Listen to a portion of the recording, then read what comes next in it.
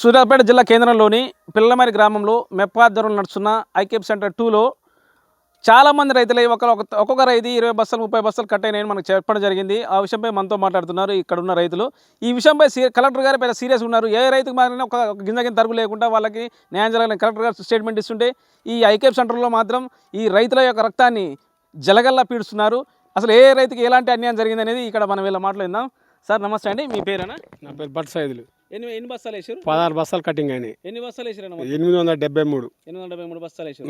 అయితే 16 బస్తాలు కట్ అయినాయి. ఎందుకు కట్ అయినాయి అంటే ఏం రీజన్స్ లేదు సార్, చెప్తలేరు అసలు. ఏమంటారు? ఒడ్లు బాగాలేవు, అది బాగాలేదు, ఇది బాగాలేవు అంటారు సార్. అంటే ఒడ్లు బాగాలంటే మీకు మేచర్ రాలేదు? మేచర్ వచ్చినా వేసుకోపోయారు సార్, మళ్ళీ కనీసం కట్ అయిందని కూడా చెప్పలేదు. అది ఓటీపీ చెప్పేటప్పుడు చెప్తారు అంత.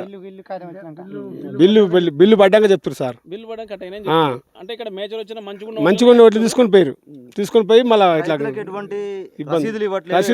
ఎత్తుకపోయిన తోపండి, రీఫండ్ కూడా లేదు, అంత కాగితం కూడా లేదు, కొనుగోలు పత్రం ఇవ్వాలి, ఇస్తలేరు. ఆఖరి ఆనంగా టక్సీట్ నిన్న చూపించారు సార్, అంతే. మీ పేరేనా? పేరు బట్టు జానా. మీకెన్ని కట్ అయినా? మాకు ఇంకా నిన్ననే ఇస్తారు, ఏది చెప్పలేం కదా. చెప్పలేరు. అదే కానీ మా ఇప్పుడే ఇస్తారు, ఇంకా దిగుమతి కాలేదంటారు బండి. మా 392. ఈ పేరు ఏం పేరు? ఇంద్రారెడ్డి. ఎన్ని కట్ అయినాయి? 15 బస్తాలు. 15 బస్తాలు కట్ అయినాయి. 392 బస్తాలకి 15 బస్తాలు కట్ అయినాయి. ఓకే. అంటే దీన్ని మీరు ఏమన్నారా? మీకు మాకేం చెప్పలేదండి అసలు. అవి మనకు ఓటీపీ అడిగినాక కూడా తెలియదు. ఐకేప్ సెంటర్లో అన్ని మంచిగా ఓటీపీ అయిపోయినాక కూడా ఇక తను వచ్చి చెప్పినాక కూడా మనకు తెలియదు. చెప్పిన అబద్ధం ఆడతారు. అయితే అరకే. మీ పేరేనా? నా పేరు సతీష్ అన్న. చెప్పండి, మీరు ఎన్ని బస్తాలు వేసారన్నా? మీ ఇల్లు అమ్మాలి కూడా చేస్తాను. 744 బస్తాలు ఒక చిన్న లారీకి ఎత్తినాం. చిన్న లారీకి ఎత్తే పోయింది, ఆ బండి పోయింది. కటింగ్ అవుతుంది, ఇట్లా తూకం తక్కువ ఉంది అని కూడా ఏది కూడా చెప్పలేదన్న. చెప్పకుండా కట్ అయింది, ఆ బండి దిగుమతి అయిన తర్వాత ఓటీపీ చెప్పేటప్పుడు మాకు ఎరకైందన్న. ఎరకైతే అలా 10 క్వింటాలు కట్ అయినాయి. చిన్న లారీకి 744 బస్తాల లారీకి 10 క్వింటాల వడ్లు కట్ అయినాయి అన్న. ఏమన్నా అడిగితే బాగలే వడ్లు, తాలుంది, తూకం తక్కువ ఉంది అని చెప్పారన్న. సో అబద్ధం ఆడుతున్నా, మస్తు అరాష్కం ఉంది. మేచర్ వచ్చినాకనే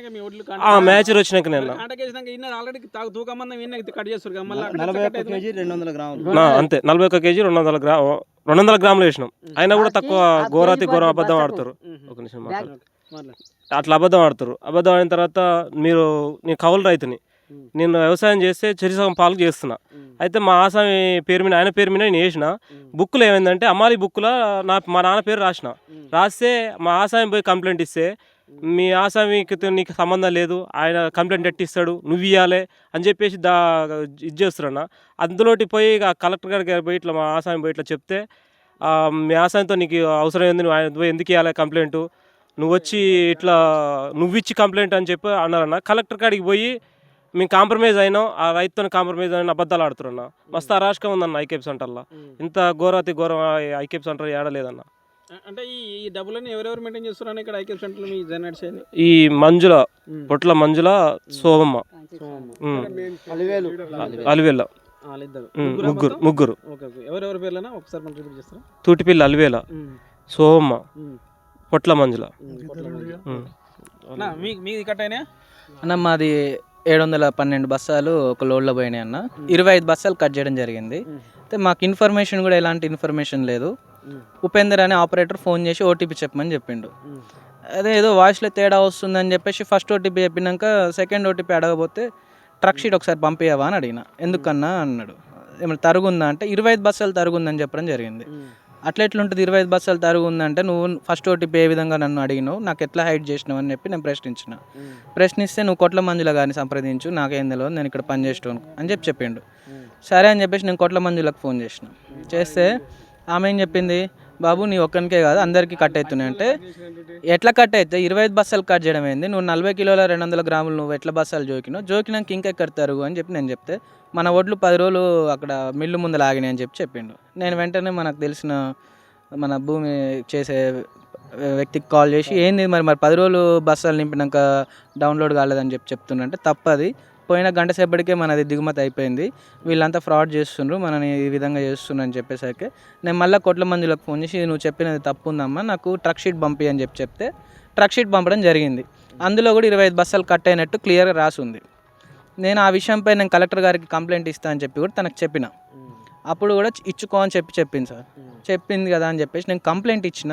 కంప్లైంట్ ఆన్లైన్లో ఇచ్చిన, ఫిజికల్గా ఇచ్చిన.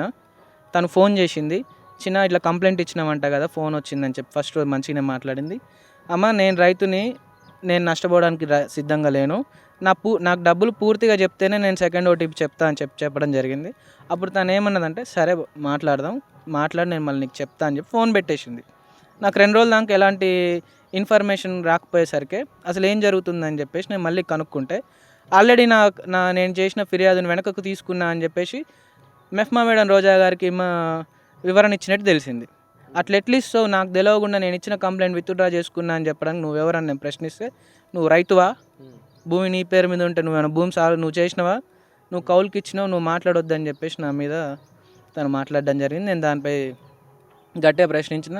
మరి నువ్వెవరు నన్ను అనడానికి? నా ఐకేపీ ట్రక్ షీట్లో నా పేరు ఎట్లా రాసినావు అంటే, ట్రక్ షీట్లో ఏదైనా రాస్తాం, అది మా ఇష్టం, నువ్వెవరు అది అని చెప్పేసి తను మాట్లాడడం జరిగింది.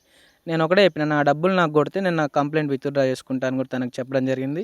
ఏం చేసుకుంటావో చేసుకో, నువ్వు రైతు కాదని చెప్పి నన్ను చాలా ఇబ్బంది పెట్టింది సార్ తను. అన్న మీ పేరేనా? నా పేరు బొల్లం సీను. మీ ఎన్ని వేసిరన్న బస్తాలు? 919 బస్తాలు వేసారు కాంట. అన్న అంటే ఒక 4 రైతులు కలిసి 919 బస్తాలకి ఇక్కడ నుంచి లారీ పోయేసరికి 6:30 పావుదొక 7 గంటల టైంకి ఈ నుంచి బయలుదేరింది. 8 గంటల 30 నిమిషాలు నాకు ఫోన్ వచ్చింది. ఫోన్ వచ్చి కింటాకు 2 కిలోలు కట్ చేస్తున్నాం అని చెప్పారు. ఎందుకు కట్ చేస్తారు అంటే బియ్యం శాతం రావట్లేదు, ఆడ తక్కువ ఉంది, బియ్యం శాతం తక్కువ ఉంది అంటే వడ్ల గింజల బియ్యం ఉంటుంది, ఇంకా శాతం తక్కువ వస్తే మరి మేమేం చేయం దానికి. వడ్లయితే కాంటా పెట్టుకునే 41 కిలో 200 గ్రాములు జోక్కురు. బస్సాలు బాగలేకపోతే ఇక్కడ కాంట ఆపాలి. అది కూడా మాట్లాడినాం. ఫస్ట్ మాట్లాడినప్పుడు ఏం మాట్లాడినామంటే కాంట వడ్లు ఆరబెట్టుకొని మ్యాచర్ వచ్చినాక తాళ్ళు ఏమైనా ఉంటే వడ్లు పట్టించి కాంట కటింగ్ కాకుండా వేసి పంపించాలని ఫస్ట్ మాట్లాడినాం. అప్పుడు అవన్నీ మాట్లాడినప్పుడు అట్నే అన్నారు, అప్పుడు ఒప్పుకురు. మళ్ళీ ఇప్పుడు ఏం చేసారు, వచ్చిన బస్సులు వచ్చినట్టు వాళ్ళ ఇష్టం వచ్చిన వాళ్ళకు నచ్చినట్టు ఫస్ట్ అయితే వేయించారు. అది అయిపోయింది. సరే వెనక ముందు అమ్ముకున్నాం. మేము పోసినా మాకన్నా వెనకకు వచ్చిన వాళ్ళు కూడా ముందలు అమ్ముకురు. సరే ఒకరోజు వెనక ముందు అయిపోయింది. మొన్న లారీ అంత మాత్రం 1 గంట సేపు 1:30 అయింది. కోదాడు నాగార్జున మిల్లుకు పోయిందంట. అయితే అక్కడ పోయినాక ఎమ్మటే డ్రైవర్ ఫోన్ చేసి మాట్లాడిండు, కింటాకు 2 కిలోలు కట్ అవుతున్నాయి అని చెప్పి మాట్లాడుతారు. అంటే ఈ ఐకేపీ అది వాళ్ళు పంపినచ్చు. అన్న మీ పేరేనా? మీకు ఏమైనా కట్ అయినట్లా? మీ పేరు వలాలయాదగిరి. ఎన్ని వేసిరన్న బస్తాలు? 500 బస్సు వేసిన. ఎన్ని కట్ అయినాయన? 14 బస్తాలు. 14 బస్తాలు, 500 బస్తాలు, 14 బస్తాలు. ఓకే, 14 బస్తాలు కట్టాయి. అది ఆడ బిల్లు ఓటీపీ చెప్పిందా గిట మా సార్ పేరు మీద వేసిండు. మా సార్ పేరు మీద వేస్తే తక్కువ పడింది యాదగిరి అంటే నేను ఆయనకు ఫోన్ చేస్తే అది కొడతారు కదా పైసలు కొట్టి ఆయనకు ఫోన్ చేస్తే మీ 14 బస్తాలు కట్ అయినాయి, నన్ను ఏం చేయమంటావు వాళ్ళని అడగంటే ఆమె సోమ కాడికి పోయి గోల పెడితే నన్ను ఏం చేయమంటున్నావు, అందరు మిల్లులు అందరికి కట్ అయినాయి, నీ కట్ అయినాయి అని ఆమె అంటుంది. అదే ముచ్చట అంటుంది. అన్న అసలు ఇక్కడ ఏం జరుగుతుంది అనేది ఒకసారి అన్న మీరు చెప్పండి. ఉపేంద్ర అన్న, అసలు ఎక్కడ నడుస్తుంది అన్యాయం అవినీతి అంతా?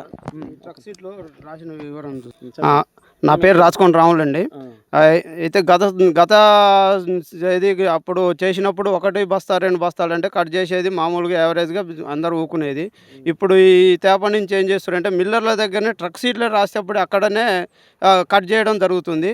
అది కూడా ఎట్లా చేస్తారంటే ఈడ రాయడం యథావిధిగా రైతుల నుంచి రాసుకునేది ఒక తీరుగు ఉంది. వాళ్ళ సొంతంగా 10 బస్తాలు 5 బస్తాలు ఎక్కువ రాసుకోవడం జరుగుతుంది.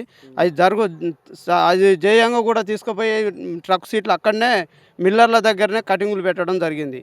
అవి మా 544 బస్తాలు బట్ సైజులో ఉంటే 554 రాసిరు.